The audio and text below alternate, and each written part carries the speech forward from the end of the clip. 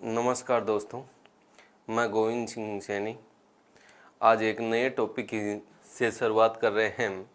महिला एवं बच्चों के प्रति अपराध।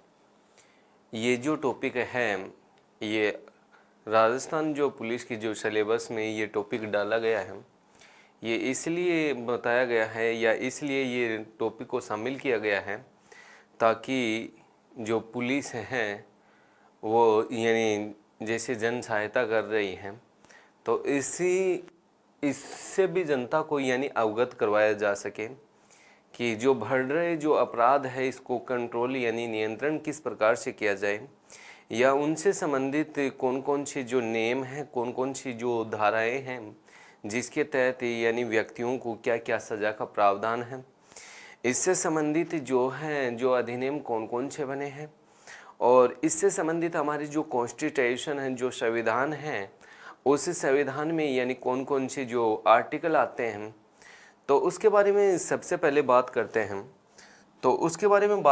तो सबसे पहले एक मैं बात यही कर लेता हूँ अपराध के बारे में कि अपराध कहते किसे हैं। देखो दोस्तों, अपराध किसे कहा जाता है, मैं ये कह रहा हूँ चाहे समाज हो, समाज में जो रीति रिवाज है, जो परंपराएं हैं, उनका दुरुपयोग करना ही क्या है, अपराध है। तो उसी प्रकार से जो संविधान है, संविधान ही नहीं कोई नियम है, नियम ही नहीं भैया जो कोई कानून है, कानून,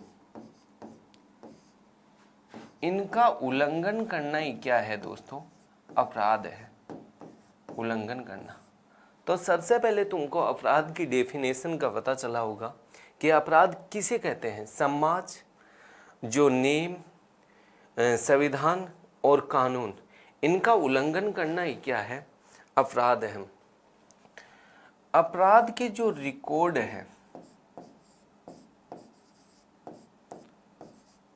उस रिकॉर्ड को रखा तो जाता है, लेकिन किस में रखा जाता है, एनसीआरबी में। किस में रखा जाता है, एनसीआरबी। एनसीआरबी का पूरा नाम क्या है, नेशनल क्राइम रिकॉर्ड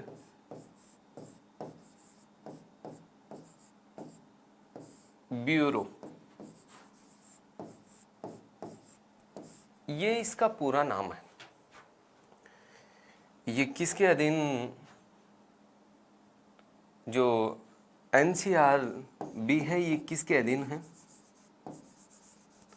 तो ये गृह मंत्रालय के अधीन है। किसके अधीन है, गृह मंत्रालय के, गृह मंत्रालय के। वर्तमान में जो एनसीआरबी है इसके महानिदेशक किसको बताते हैं,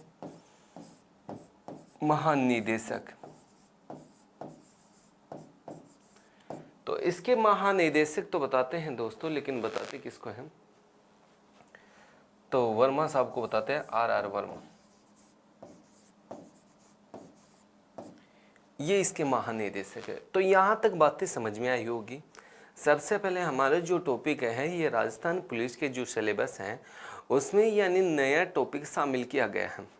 और नया टॉपिक कौन सा है, जो बच्चों, महिलाओं का जो शोषण हो रहा है, जो अत्याचार हो रहा है, जो अपराध को जो बढ़ावा मिल रहा है, जो बच्चों के खिलाफ जो अपराध हो रहा है, जो शोषण हो रहा है, जो अत्याचार हो रहा है, उनके खिलाफ यानी कौन कौन से कानून बनाए गए हैं, कौन कौन से नियम बनाए गए हैं, और हमारे जो संविधान है, कॉन्स्टिट्यूशन है, उसमें कौन कौन से प्रावधान हैं। तो उसके संदर्भ में बात करते हैं। तो सबसे पहले अपराध की डेफिनेशन तुमको याद होनी चाहिए कि समाज और संविधान है। समाज के जो मैंने बता दिया जो रीति रिवाज हैं, जो परंपराएं हैं, संविधान में जो भी लिखा हुआ है, जो नियम बने हुए हैं, जो कानून बने हुए हैं, उनका उल्लंघन करना ही क्या है, अपराध है। अपराध का जो रिकॉर्ड रखा जाता है उसको क्या बोलते हैं, एनसीआरबी यानी नेशनल क्राइम रिकॉर्ड ब्यूरो। ठीक है। ये जो एनसीआरबी है ये किसके अधीन होती है, तो ये गृह मंत्रालय के अधीन होती है। और इसके जो महानिदेशक है वो किसको बताते हैं, आर वर्मा साहब को बताते हैं। उसके बाद में नेक्स्ट कहते हैं कि दोस्तों मामला यहाँ तक होता तो ठीक था। मैं आगे बात करूं तो महिलाओं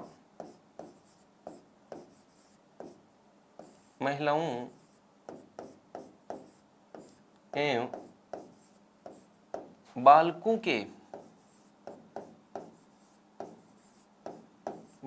के शारीरिक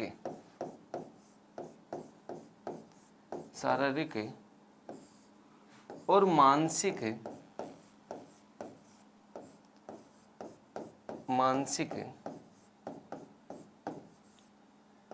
विकास के लिए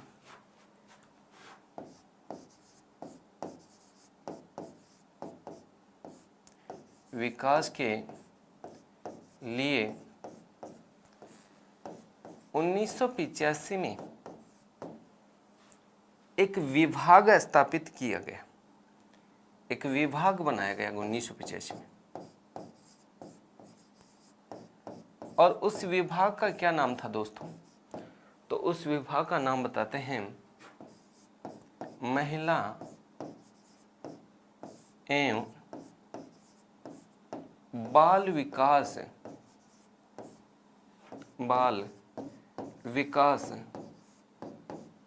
विभाग।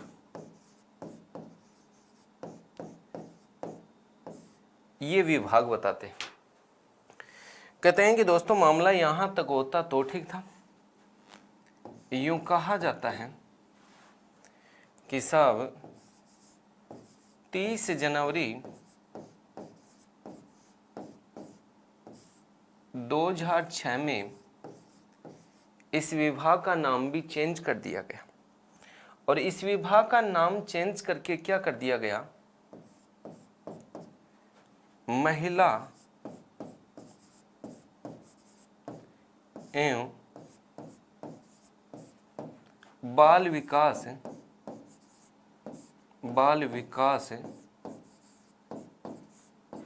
मंत्रालय, ये इसका नाम रख दिया गया। ठीक है। अब महिला एवं जो बाल विकास मंत्रालय है वो केंद्र में इसका जो अध्यक्ष बताते हैं या केंद्र में इसकी जो मंत्री बताते हैं, मैं केंद्र की बातें कर रहा हूं, केंद्र सरकार की। महिला एवं बाल विकास से जो मंत्री है वो किसको बताते हैं, तो स्मृति ईरानी को बताते हैं, स्मृति ईरानी को बताते हैं। ठीक है। उसके बाद में नेक्स्ट जो राजस्थान है, राजस्थान में जो महिला एवं बाल विकास से जो मंत्रालय है वो किसके अधीन है, तो कहते हैं कि मंत्री को किसको बताते हैं, तो ममता भूपेश को बताते हैं। मैं कह रहा हूं कि भैया यहां तक बातें समझ में आई क्या दोस्तों। अपराध की डेफिनेशन आपको बता दी मैंने, अपराध किसे कहते हैं, किसके अधीन होता है। ठीक है। इसका जो रिकॉर्ड है वो कहाँ होता है, वर्तमान में उसका जो निदेशक होता है वो कौन होता है। महिलाओं एवं बालकों के जो शारीरिक और मानसिक विकास के लिए जो अधिनियम बनाया गया था वो अधिनियम कब बनाया गया था, 1985 में। अधिनियम नहीं, विभाग बनाया गया था और उस विभाग का क्या नाम था, महिला एवं बाल विकास विभाग। 30 जनवरी 2006 को कहते हैं कि इसी विभाग का नाम परिवर्तित करके क्या कर दिया गया था, महिला एवं बाल विकास मंत्रालय।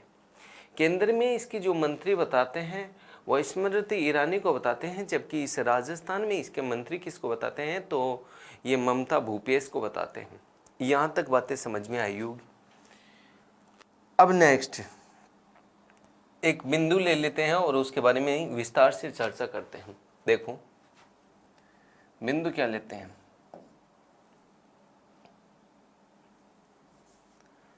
बिंदु ले लेते हैं, पॉइंट ले लेते हैं, एक पॉइंट। और पॉइंट ये है कि महिलाओं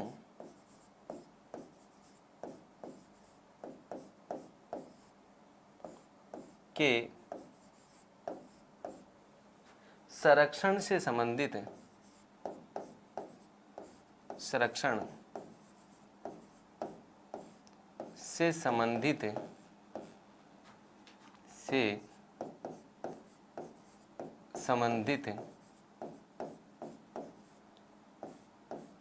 संविधान के आर्टिकल, संविधान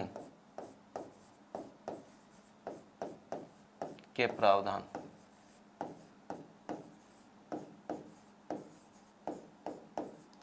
कि कौन कौन से संविधान में कौन कौन से प्रावधान हैं जो महिलाओं को संरक्षण प्रदान करता है। इसमें कुछ आर्टिकलों के बारे में बात करते हैं दोस्तों। सबसे पहले मैं बात करूं तो आर्टिकल तो आता है, लेकिन आर्टिकल कौन सा आता है? 14 आता है। उसके बाद में नेक्स्ट मैं बात करूं तो आर्टिकल तो आएगा लेकिन 15 आएगा। उसके बाद में नेक्स्ट मैं बात करूं तो आर्टिकल तो आएगा लेकिन 15(3) आएगा।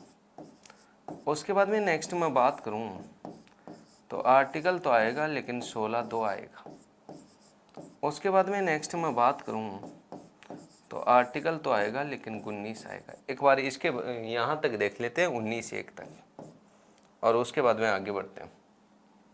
देखो दोस्तों, आर्टिकल 14 क्या कहता है? आर्टिकल 14 ये कहता है कि कानून की दृष्टि में सभी व्यक्ति क्या हैं, विधि की दृष्टि में सभी व्यक्ति क्या हैं, सम्मान है। तो जिस प्रकार से व्यक्तियों को कानून की नज़र में समानता का अधिकार दिया गया है, उसी प्रकार से जो स्त्रियां हैं, जो महिलाएं हैं, उनको भी कानून की दृष्टि में समानता का अधिकार दिया गया है। महिलाओं को भी, किसको? महिलाओं को भी कानून की दृष्टि में समानता का अधिकार दिया गया है। आर्टिकल 15 क्या कहता है? आर्टिकल 15 ये कहता है कि जाति, लिंग, जन्म स्थान,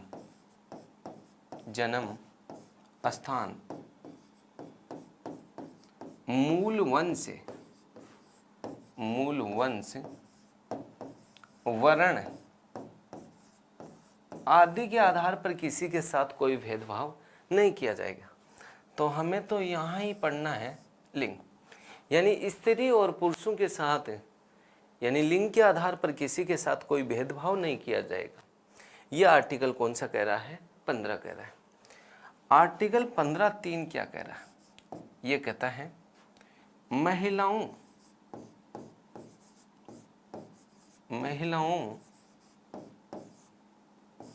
एवं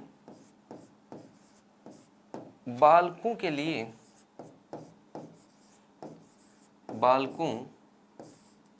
लिए राज्य विशेष प्रावधान कर सकता है, विशेष प्रावधान कर सकता है।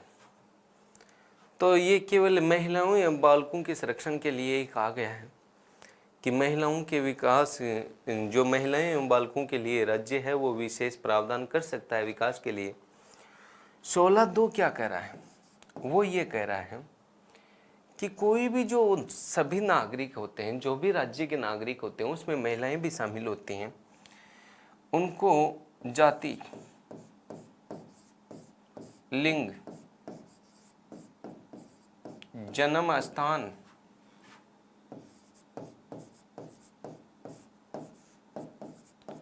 वर्ण, निवास स्थान,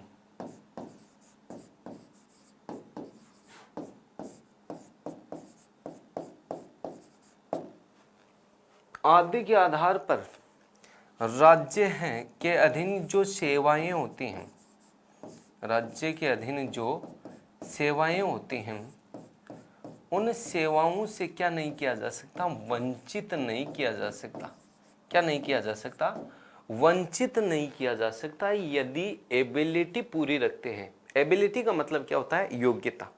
यदि कोई योग्य व्यक्ति है तो उसको राज्य के अधीन जो सेवाएं होती हैं, जो वैकेंसियां निकलती हैं, जो नौकरियां निकलती हैं, उनमें शामिल होने से नहीं रोका जाएगा कि हाँ तू अमुक वर्ग का है, तू तो यार पुरुष है, यहाँ स्त्री है, ठीक है। तो उनके आधार पर किसी को भी राज्य नहीं रोक सकता।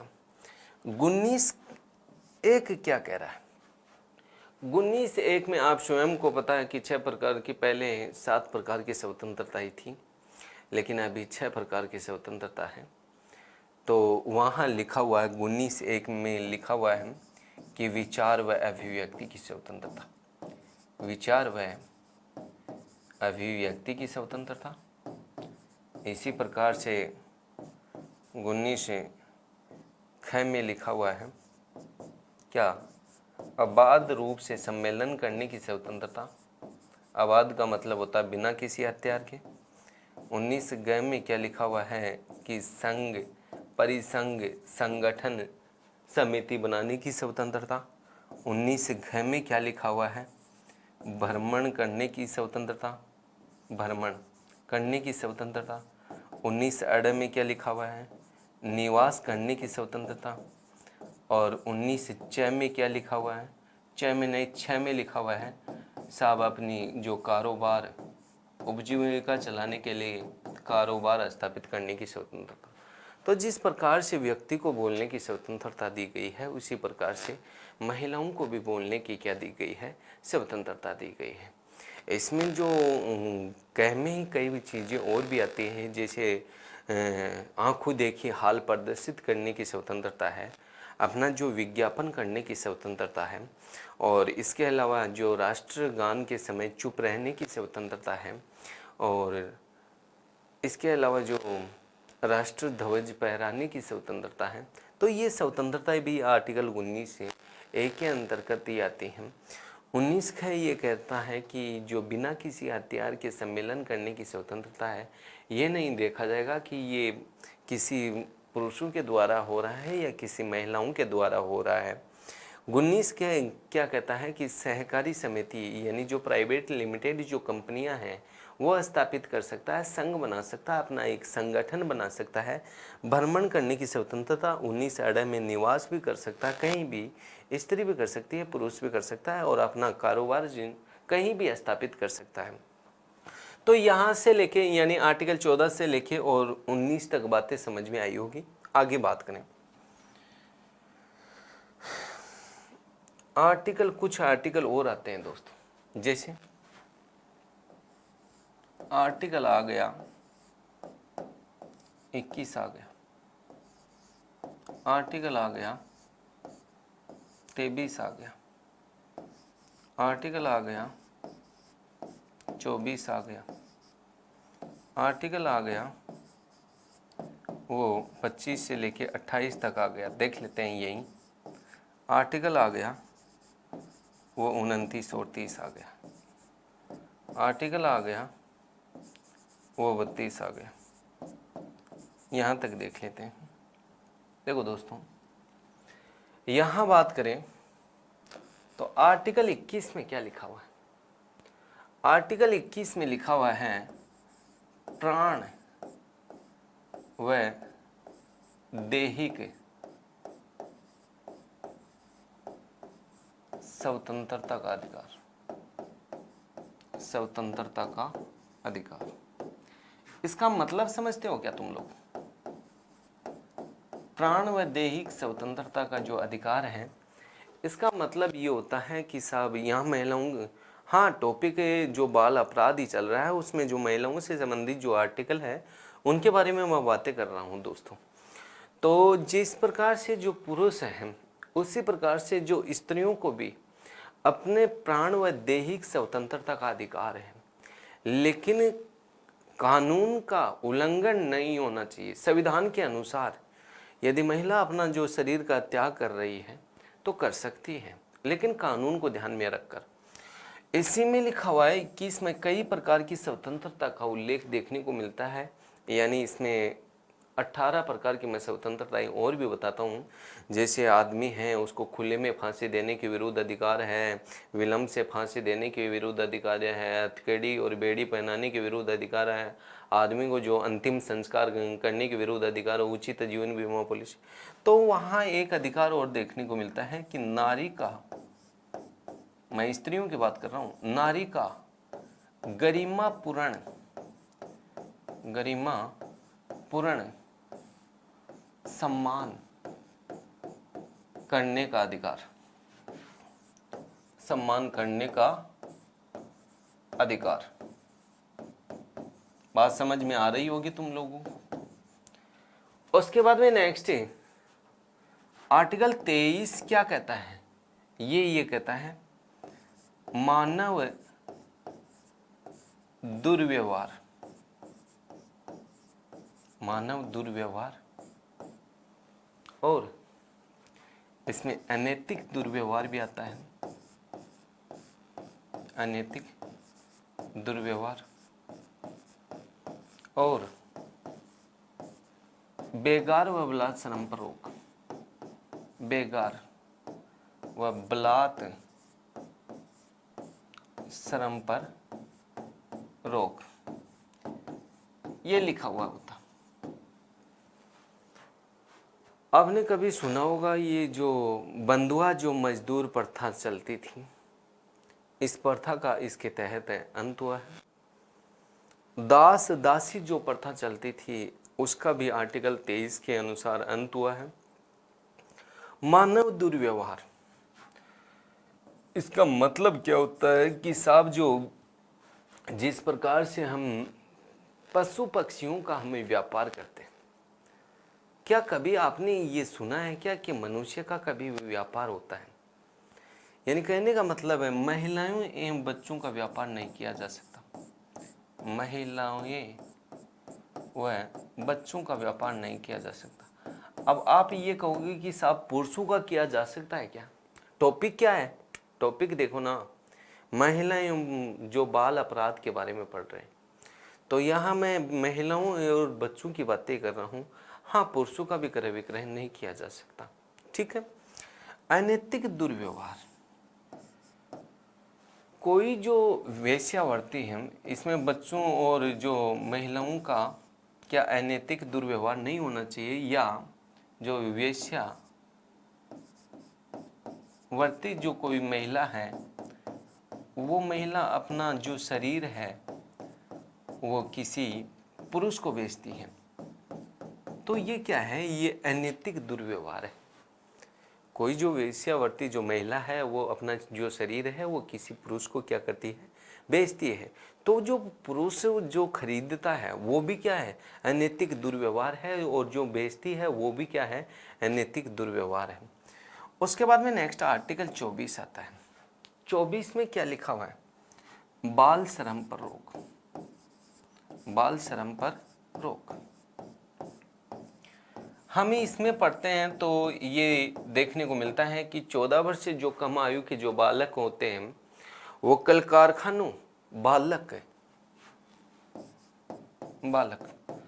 तो बालक और बालिकाएं भी हो सकती हैं, क्यों नहीं हो सकती? तो 14 वर्ष से जो कम आयु के जो बालक बालिकाएं हैं वो कारखानों में जोखिम भरे कार्य नहीं कर सकते। बालिकाएं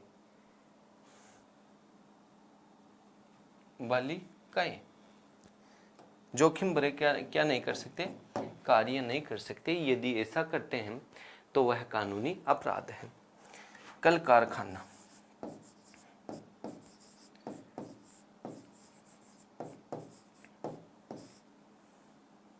और एक होता है कारखाना, ये लिख देता हूं मैं। कल कारखाना क्या होता है? कारखाना। और एक लिख देता हूं खान, खदान जिसको बोलते हैं।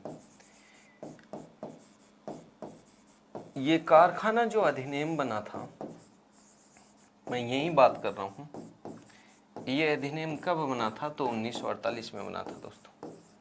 कब बना था? 1948 में।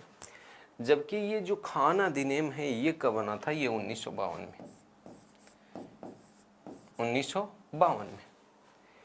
इन अधिनियमों के तहत क्या कहा गया? इन अधिनियमों के तहत कहा गया कि साहब जो रात्रि के जो जैसे ही मतलब 7 बजते हैं और सुबह यानी जो मॉर्निंग के 6 बजते हैं, उस दौरान इनके बीच में, इनके जो मध्य में कोई जो महिला है वो क्या नहीं कर सकती, यानी कार्य नहीं कर सकती। कहाँ? कल कारखानों में या खदानों में। बात समझ में आ रही होगी। ये अधिनियम ये कहता है ये बात। उसके बाद में नेक्स्ट आर्टिकल 25 से लेकर 28 तक धार्मिक स्वतंत्रता का अधिकार है। 25 में क्या लिखा हुआ है कि व्यक्ति अपने किसी भी धर्म को अपना सकता है, उसी प्रकार से जो महिला है वो भी तो किसी भी धर्म को अपना सकती है। 26 क्या कहता है? व्यक्ति किसी भी धार्मिक कार्यों के प्रबंध की व्यवस्था कर सकता है, अपने धर्म का प्रचार प्रसार कर सकता है। तो महिला भी तो कर सकती है ना भाई। उसके बाद में नेक्स्ट, क्योंकि उसको भी तो समानता का अधिकार प्राप्त है, स्वतंत्रता का अधिकार प्राप्त है, क्यों नहीं कर सकती। उसके बाद में नेक्स्ट आर्टिकल 27 क्या कहता है कि जो स्त्री और जो पुरुष होते हैं वो अपने धर्म के उत्थान के लिए कितनी भी आय का व्यय कर सकते हैं, लेकिन वह जो आय होगी वो आयकर रहित होगी, यानी टैक्स नहीं लगेगा और राज्य सरकार के द्वारा कोई रोक टोक नहीं की जाएगी। उसके बाद में नेक्स्ट आर्टिकल 28 क्या कहता है कि कोई राज्य द्वारा जो स्थापित संस्था है और राज्य उसका संचालन कर रहा है तो उसके भीतर धार्मिक शिक्षा नहीं दी जा सकती। जबकि कोई ट्रस्ट के द्वारा स्थापित कोई संस्था है या राज्य के द्वारा संचालित है या राज्य के द्वारा स्थापित है लेकिन संचालन कोई और कर रहा है, तो इन संस्थाओं में यानी धार्मिक शिक्षा दी जा सकती है।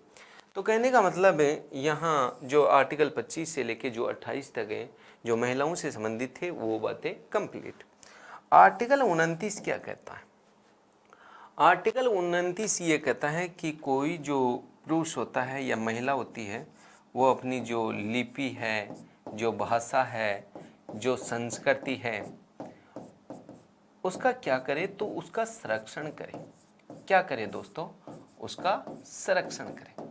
बात समझ में आ रही होगी। उसका संरक्षण करे। उसके बाद में नेक्स्ट आर्टिकल 30 क्या कहता है कि जो अल्पसंख्यक वर्ग है, हो सकता है कि उसमें महिलाएं भी हो, बच्चे भी हो, अल्पसंख्यक वर्गों के हितों के लिए, अल्पसंख्यक वर्गों के हितों के लिए शिक्षण संस्थानों की स्थापना करना, शिक्षण संस्थाओं की क्या करना, संस्थाओं की स्थापना करना। क्या करना दोस्तों? स्थापना करना, ये लिखा हुआ। ठीक है। आर्टिकल 32 में क्या लिखा हुआ है? तो इसमें लिखा हुआ है संवैधानिक उपचारों का अधिकार। क्या लिखा हुआ है दोस्तों? संवैधानिक उपचारों का अधिकार, उपचारों का अधिकार। यानी कहने का मतलब है इसमें लैंग्वेज यूं लिखी हुई मिलती है कि जब नागरिकों के जो मौलिक अधिकार हैं तो हो सकता है कि नागरिकों में महिलाओं को भी शामिल किया गया है। तो जब मौलिक अधिकारों का हनन राज्य के द्वारा हनन होता है तो व्यक्ति है वो किसकी शरण लेता है? न्यायालय की शरण लेता है। और न्यायालय के द्वारा ऐसी स्थिति में 5 प्रकार की रिट जारी होती है। उसमें हेबियस कॉर्पस का नाम आता है, मेडिमस का नाम आता है, प्रोहिबिशन का नाम आता है, सार्वी आरेरी का नाम आता है और कवो वारंटो का नाम आता है। ये लेख है वो उच्चतम न्यायालय है वो जारी करेगा, ये आर्टिकल 32 कहता है। लेकिन कहते हैं कि इसी प्रकार से जो उच्च न्यायालय भी यानी ये जो लेख है वो जारी कर सकता है। इसमें इंजेक्शन नामक जो छठा लेख होता है वो भी जारी कर सकता है। और ये मैं नहीं कहता बल्कि आर्टिकल कौन सा कहता है, तो 226 कहता है। तो ये जो आर्टिकल हैं महिलाओं के से संबंधित उनके बारे में बातें कर रहे हैं। आर्टिकल 21 से लेकर 32 तक यहाँ तक बातें समझ में आई होगी। एक बार फिर रिवाइज कर देता हूँ। आर्टिकल 21 में लिखा हुआ है कि सब स्त्री और पुरुष हैं वो प्राण व दैहिक स्वतंत्रता का अधिकार दिया गया है उसको। हाँ, वो अपना प्राण और दैहिक स्वतंत्रता का अधिकार है उसको त्याग सकता है, लेकिन संविधान के नियमों को ध्यान में रखते हुए नारी का गरिमापूर्ण सम्मान करने का जो अधिकार है वो भी आर्टिकल 21 में देखने को मिलता है। आर्टिकल 23 में क्या लिखा हुआ है, मानव दुर्व्यवहार, बेगार और बलात्श्रम पर रोक। मैंने कहा कि इसी के तहत जो बंधुआ मजदूर प्रथा चलती थी स्त्री और पुरुषों की, उसका भी क्या हुआ, अंत हुआ, और दास दासी प्रथा का भी क्या हुआ, अंत हुआ। मानव दुर्व्यवहार में लिखा हुआ है कि महिलाएं एवं बच्चों के साथ दुर्व्यवहार न किया जाए। इसमें दुर्व्यवहार का मतलब मैंने बता दिया, क्रय विक्रय न करना। अनैतिक दुर्व्यवहार, जो महिलाओं और बच्चों के साथ अनैतिक दुर्व्यवहार न करना चाहिए, इसमें मैंने कहा कि जैसे कोई वेश्यावर्ती जो महिला होती है वो अपना शरीर किसी पुरुष को बेचती है। आर्टिकल 24 में लिखा हुआ है बाल श्रम पर रोक, यानी बालिकाओं के श्रम पर भी रोक। मैंने कहा उसके बाद में जो कारखाना जो अधिनियम है ये 1948 में, और खान अधिनियम है ये 1952 में। इन अधिनियम के तहत यूँ कहा गया कि रात्रि में 7 बजे से लेके और सुबह के 6 बजे तक जो महिलाएं हैं वो कारखानों में क्या नहीं कर सकती, कार्य नहीं कर सकती हैं। यदि ऐसा कोई व्यक्ति करवाता है कार्य, जैसे मतलब नाइट ड्यूटी बोलते हैं हम, ऐसा कोई होता है महिलाओं के साथ, तो ये है क्या है, कानूनी अपराध है। उसके बाद में नेक्स्ट आर्टिकल 25 से लेकर 28 तक मैंने धार्मिक स्वतंत्रता का अधिकार बताया है, और 29 और 29 में बताया है कि कोई भी जो महिला है, पुरुष है, उसकी लिपि, भाषा और संस्कृति का क्या करना चाहिए, संरक्षण करना चाहिए। तो इसमें लिखा हुआ है कि अल्पसंख्यक वर्गों के हितों के लिए शिक्षण संस्थानों की क्या करना, स्थापना करना। जबकि आर्टिकल 32 में क्या लिखा हुआ है, संवैधानिक उपचारों का अधिकार। उसके बाद में नेक्स्ट दोस्तों, बातें यहाँ तक होती तो ठीक थी, लेकिन आर्टिकल आते हैं। आर्टिकल कोई ज़्यादा नहीं है, आर्टिकल ओनली कहते हैं कि भैया 395 है। तो उसमें और बात करें तो एक आर्टिकल आता है 39 का है, एक आर्टिकल आता है 39 से अड़े, एक आर्टिकल आता है 39 से चय, एक आर्टिकल आता है दोस्तों 41, एक आर्टिकल आता है 42, और उसके बाद में नेक्स्ट है आर्टिकल आएगा, वो आएगा 47, और आर्टिकल आएगा वो 51 के 5। ठीक, अब इनके बारे में और देख लेते हैं। आर्टिकल है वो 39 का क्या कहता है, ये कहता है कि जो स्त्री है, स्त्री एवं जो पुरुष हैं, इनको सम्मान आजीविका का अवसर दिया गया है। सम्मान आजीविका, आजीविका तुम जानते ही हो, जिस प्रकार से यानी व्यक्ति अपनी जिंदगी जीता है, पुरुष अपनी जिंदगी जीता है, उसी प्रकार से महिलाओं को भी अपनी जिंदगी जीने का क्या दिया गया है, अधिकार दिया गया है। 19 अड़े क्या कहता है, 39 अड़े में लिखा हुआ है दोस्तों कि सब जो स्त्री एवं पुरुषों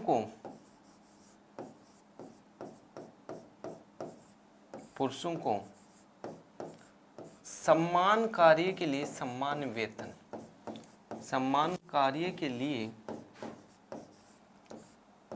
सम्मान क्या मिलना चाहिए, वेतन मिलना चाहिए। अब ये तो आप स्वयं जानते हो मिलता है कि नहीं मिलता है, ठीक है। आपको पता है कि जो न्यूनतम जो मजदूरी अधिनियम बनाया गया था, न्यूनतम मजदूरी अधिनियम, वो कब बनाया गया था, तो 1948 में बनाया गया था। कब बनाया गया था दोस्तों, 1948। उसके बाद में नेक्स्ट है 39 च क्या कहता है, वो ये कहता है श्रमिक स्त्री व पुरुष को पुरुष को हानि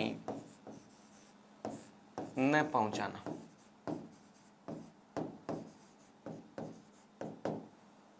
ठीक है, तो ये जो आर्टिकल है 39 क 39 अड़ है और 39 च है। ठीक है, उसके बाद में नेक्स्ट आर्टिकल 41 क्या कहता है? 41 ये कहता है काम, शिक्षा, एजुकेशन व जन सहायता, ये लिखा हुआ है।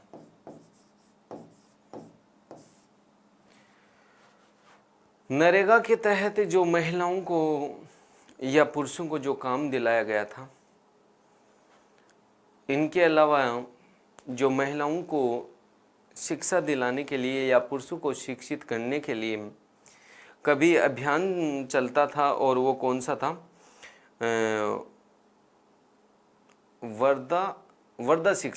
वर्धा शिक्षा अभियान चलता था। उसके बाद में नेक्स्ट जो जन सहायता के बारे में बात करें, तो जन सहायता के बारे में बात करते हैं तो इसमें यूं लिखा हुआ मिलता है कि साहब जो जैसे कोई कर्मचारी है, उसकी डेथ हो जाती है तो उसके आश्रित को क्या देना? नौकरी देना। इसी में कहते हैं कि दोस्तों आपकी जो उज्ज्वल योजना आती है, उज्ज्वल योजना, इसी में आपका नरेगा आता है। मैंने बता दिया नरेगा के तहत काम दिलाना। ठीक है, उसके बाद में नेक्स्ट आर्टिकल कौन सा आता है? 42। इसमें क्या लिखा हुआ? प्रसूति योजना। कौन सी योजना लिखी हुई है भाई? प्रसूति योजना।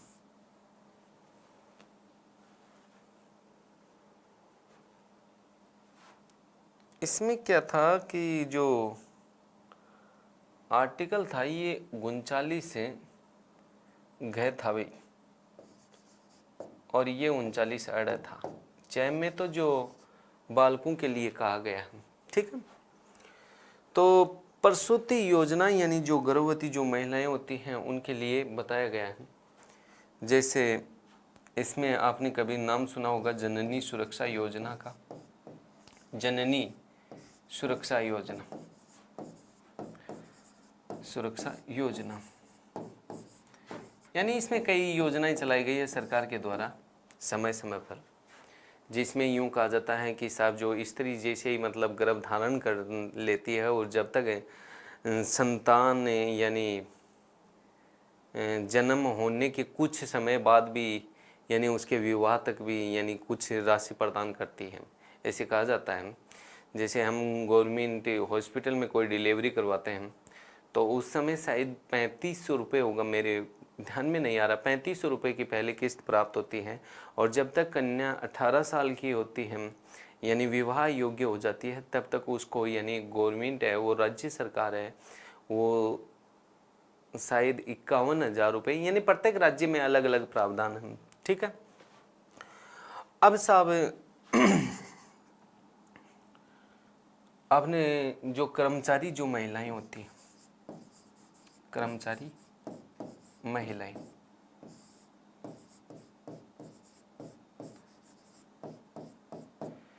जो कर्मचारी महिलाएं होती हैं उनके जब डिलीवरी होती है, संतान होती है और उस दौरान यानी वो क्या उस दौरान यानी वो ड्यूटी पर हो तो पहली बात तो वो ड्यूटी पर रह ही नहीं सकती क्योंकि उसको छुट्टी मिलती है।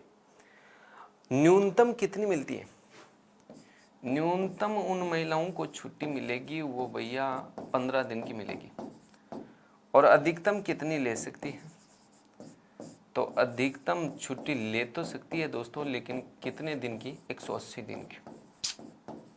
कितनी ले सकती है? 180 दिन की छुट्टी प्राप्त कर सकती है। उसके बाद में नेक्स्ट कहते हैं कि यूं ही नहीं बल्कि यूं कहा जाता है कि यदि कर्मचारी जो महिला है और उसके 2 संतान हैं और उन 2 संतानों के पालन के लिए अधिकतम कहते हैं कि 730 दिन का चाइल्ड केयर लीव प्राप्त होता है। चाइल्ड केयर लीव प्राप्त होता है भैया, कितने दिन का? 730 दिन का। बात समझ में आ रही है क्या? नेक्स्ट 22 मई 2018 को 22 मई 2018 को राजस्थान का जो गृह मंत्रालय है उसने कहते हैं कि इसकी अधिसूचना जारी कर दी है और ये जल्द ही यानी जारी कर दिया गया है और कहा गया है कि ये जल्दी ही प्रारंभ किया जाए। ठीक है। उसके बाद में नेक्स्ट कहते हैं कि आर्टिकल 47 क्या कहता है? 47 ये कहता है कि जीवन स्तर को ऊंचा उठाना, जीवन स्तर को ऊंचा उठाना। इसमें तुम्हारा पोषार स्तर भी आता है। ठीक है, यानी कहने का मतलब यूं है कि शुद्ध खान पान खाना, और इसी में आपके जो शराब है उसको रात्रि में यानी 8 बजे के बाद में क्या लगा दिया गया है? बैन लगा दिया गया है। तो कहने का मतलब यूँ है कि साहब ये भी महिलाओं से संबंधित ही है, कि महिलाओं के जो जीवन स्तर को ऊंचा उठाने से संबंधित है। उसके बाद में नेक्स्ट आर्टिकल कौन सा आता है? 51 आता है, और 51 कै है, कै का 5वां नंबर आता है, यानी 5वें नंबर पे अण। ये क्या कहता है? ये कहता है कि समाज में जो कुप्रथाएं चल रहे हैं, कुप्रथाएं, उन कुप्रथाओं का क्या करना? अंत करना। क्या करना दोस्तों? अंत करना। ठीक है, तो ये भी महिलाओं से संबंधित जो आर्टिकल हैं वो भी क्या होते हैं? कंप्लीट होते हैं। अब आगे और भी 1-2 आर्टिकल और हैं और उसके बाद में नेक्स्ट मेन टॉपिक पर आते हैं। लेकिन महिलाओं से संबंधित जो आर्टिकल आते हैं उसमें आर्टिकल 243 से घ 3, आर्टिकल 243 से घ 4 और आर्टिकल आएगा वो 243 से न, ये आता है। देखो ये क्या कहता है? ये कहता है कि भैया जो पंचायत है उन पंचायत में जो SC ST की जो महिलाएं होती हैं उनके आरक्षण का प्रावधान है। उनको क्या दिया गया है? आरक्षण दिया गया। ठीक है, इसमें क्या लिखा हुआ है कि पंचायत में जो पद होते हैं उन पदों में जो आरक्षण है इसका जो प्रावधान है वो किस में देखने को मिलता है? आर्टिकल 243 घ 4 में। आर्टिकल 243 ने क्या कहता है कि जो नगर पालिकाएं होती हैं, नगर पालिकाएं, इन नगर पालिकाओं में जो SC और ST की जो महिलाएं होती हैं, महिलाएं, इनका जो आरक्षण का जो प्रावधान है वो इन आर्टिकलों में देखने को मिलता है। तो यहाँ तक तुमको ये जितने भी जो संविधान के द्वारा या भारतीय संविधान में जो महिलाओं के संरक्षण के लिए जो कुछ आर्टिकल थे वो आर्टिकल यहाँ आते आते क्या होते हैं दोस्तों? कंप्लीट होते हैं। आशा मैं तो यही करता हूँ कि आपको लोगों को समझ में आया होगा। बाकी चर्चा करेंगे वो नेक्स्ट क्लास में। तब तक के लिए दोस्तों थैंक यू।